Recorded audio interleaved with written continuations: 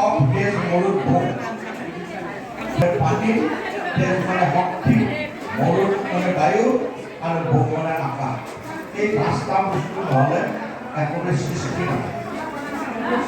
মানুহৰ সৃষ্টি এই পঞ্চভূতৰ দ্বাৰাই গঠিত হৈছে আৰু যেতিয়া মৃত্যু হয় মাটিৰ শৰীৰটো মাটিত মিলিব এই পঞ্চভূতত মিলি যায় মাটিত পানী আকাশ শক্তি আৰু বায়ু এই পাঁচটা ইভেণ্টকে এই পাঁচটা কথা থাকে মানে ভূমি মানে ভগৱান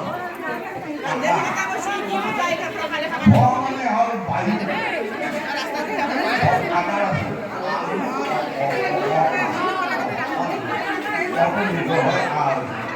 মানে অগ্নি আৰু ন মানে নীৰ মানে পানী তাতে ভগৱান শব্দটোতে পাঁচটা এলিমেণ্ট আছে তাৰমানে এই পঞ্চভূতৰ দ্বাৰাই ভগৱান গঠিত আমি ভগৱানক যদি এটা আকৃতি দিব খোজোঁ এই পঞ্চভূতৰ সন্মিলনৰ দ্বাৰাহে ভগৱান আকৃতিটো ল'ব এতিয়া আপুনি চাওক এই পঞ্চভূত ক'ত আছে আমি পঞ্চভূতেৰে গঠিত গতিকে মই এই বিষ্ণু আপুনি এই বিষ্ণু হে অহমেৱ বিষ্ণু তমেৱ বিষ্ণু ময়ো বিষ্ণু তুমিও বিষ্ণু ওম তৎসৎ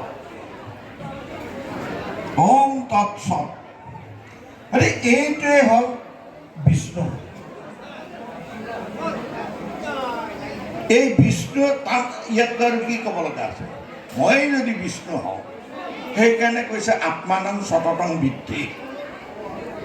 তাত কৈছে শাস্ত্ৰই কৈছে যে প্ৰথমে নিজক জানি লোৱা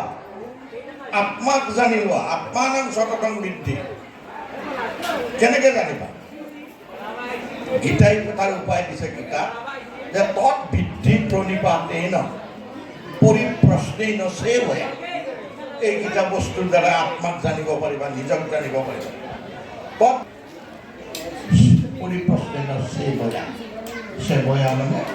শ্ৰদ্ধাৰ দ্বাৰা ভক্তি আৰু শ্ৰদ্ধাৰ দ্বাৰা পুনঃ প্ৰশ্ন কৰিবা পুনঃ জানি লৈ তুমি আত্মাক জানিবা নিজক চিনিব মই কি নিজক যদি চিনিব নোৱাৰোঁ হুই অমুক বুলি কেনেকৈ ক'ম আমি তুমি কোন কেনেকৈ ক'ম নিজক চিনিব পাৰিলে আনকো চিনিব পাৰিম আৰু নিজক চিনিব পাৰিলে বিষ্ণুকো আমি জানিব পাৰিম যিটো শক্তিৰ দ্বাৰাই আমি পৰিচালিত হৈ আছোঁ যিটো শক্তিৰ দ্বাৰাই জগতখন পৰিচালিত হৈ আছে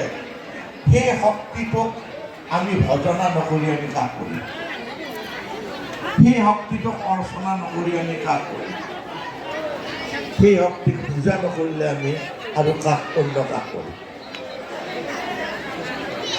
দেৱতা বহুত আছে আমাৰ কোৱা হৈছে যে আমাৰ দেৱতা ৩৩ কোটি দেৱতা আছে গন্তি কৰিব পাৰিবনে ৩৩ কোটি দেৱতা নাম এই শব্দটোক লৈ আমাৰ অলপ ভুল ধাৰণা হৈ থাকে ৩৩ কোটি মানে মই কৈ দিছোঁ আজি ৩৩ কোটি মানে এই হাজাৰ অযুত লাখ নিযুত কোটি সেই কোটি নহয় কোটি শব্দ এই কোটি শব্দটোৰ অৰ্থ হ'ল কোটি মানে এটা শ্ৰেণী এটা লাইন এটা অৰ্ডাৰ ইংৰাজীত ক'লে ৩৩টা শ্ৰেণীৰ